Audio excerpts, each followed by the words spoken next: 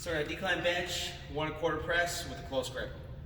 So when you're doing decline bench, this technique's gonna apply for all your bars, decline bars, and this technique's gonna apply for your grips and whether or not you're doing quarters.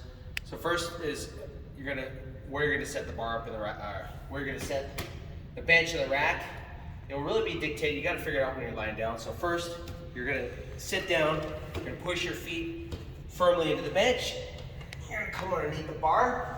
Most of the time you want your eyes underneath the bar directly. In this case, you actually want your eyes a little bit behind the bar. So I'm gonna scoot the bench back a little bit. Come on back down. Now my eyes are behind the bar. That's a little bit better. I have a fat bar here, and again, it doesn't matter what bar you're using for this grip.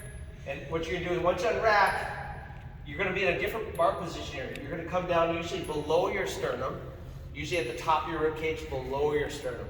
So that's what you're gonna do for this. So I'm gonna press it up. As always, turn your elbows in a little bit, squeeze your shoulder blades in, and you're coming down slowly below the sternum to the chest, to the rib cage, and then straight up and slightly back. Straight up and slightly back. Although the bar is gonna move a little bit more in a straight line. You won't be pushing the bar backwards too far on this one. It's gonna be moving through more of a straight line. So I'm gonna teach you how to find your optimal grip for just normal benching, whether it's a flat bench, barbell benching, barbell incline, barbell decline, and I'm also going to show you close grip. So I'll show you how to do both of these in this video, in this segment. And typically at Higher Power, we typically favor more of a moderate grip. We don't like to go super wide, we don't like to go super narrow. The reason is when you do wide grip benching, you tend to put a lot more force in your shoulder, about 1.5 times the force. And one of the things we know is that world-class bench press, athletes, power lifters, these guys tend to be able to lift for a long time, very heavy weight. They tend to favor more of a narrow grip. So we tend to do a little bit more of a narrow grip. So to find just your optimal grip, what you do is you go just stand shoulder width, feet a little narrower than shoulder width, bring your thumb to your thigh, and then just kind of come straight up. That's gonna be about right for most people. Now you can come in a little bit narrower, you can come out a little bit wider, but this is gonna be here, and then we'll adjust it from there. That'd be for your classic grip. So now I'm gonna go ahead and lie down, and we'll show you from a different angle. So now here's about my width from my thighs. I'm just gonna go ahead and go down. And I actually like to go just a little narrower from there. So for me, what I like to do is I like my first knuckle to line up with the bar, right there, and then wrap the thumb. And that's one technique. There is another technique you can do too. You could usually put, for a lot of people, they may also want to just take the tip of their thumb and line up with the knurling and the smooth part and wrap there. If you like just a slightly wider grip, but I like slightly narrower. So for me, I like this position. Now for a close grip, typically for most people, we teach 1 finger in or 2 finger in on the smooth. So that's how you do close grip.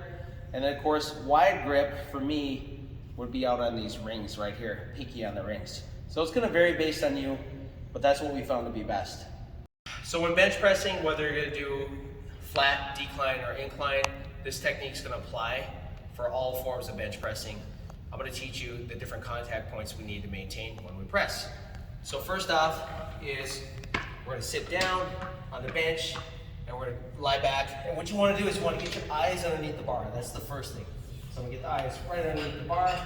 And then from there, I'm gonna bend my knees a little bit. You don't want your feet out here. You don't want to be super bent where you're on your toes, although a lot of powerlifters will do it. We want our feet firmly on the ground, but we do want a little bit of knee bend. So right there, I have a pretty good knee bend. So that's a good position for me. That's gonna give me more solid base of support to press off of. Then from there, I'm gonna pop up my chest. I always wanna keep my head down and my butt down. So I have my feet down, that's contact 1 and 2, butt down, contact 3, shoulders down, and head down, okay? Now, next thing I'm gonna do is I'm gonna squeeze my shoulder blades together, really, really tight. That's really important that you always keep your shoulder blades anchored. So squeeze together, I'm gonna get my grip, and then from here, I'm gonna press up the bar. If you have a spotter, it's always good to have a spotter on the bench, not only in case you get stuck, but it does save your shoulders. If you're always unracking on your own, it's a little bit harder on your shoulders over time. So first thing I'm gonna do is I'm gonna press up, straight, bring the bars straight forwards. I'm gonna turn my elbows in a little bit, and then I'm slowly gonna come down either to the chest, or the biggest thing is range of motion. We always want a pain-free range of motion. Ideally, we're coming down to that chest, but if you're having a lot of pain, then you should use a range of motion that would be different for you. Maybe you would put a towel on your chest, or a board, or you would just simply stop. We want maximum pain-free range of motion. And another thing too, as far as with this grip, I always want, when I press, you don't want your elbows flaring out with any type of grip, okay? Whether you're super wide or narrow, you always want your elbows turned in a little bit. As you press, your elbows are turned in as opposed to being up here. If your elbows come above your 90 degrees, you're gonna have a lot of pain in your shoulder. You're gonna create shoulder problems in your shoulder. So keep your elbows down, below your shoulder, ideally somewhere between a 45 and 60 degree angle. One thing we should talk about is bar path too.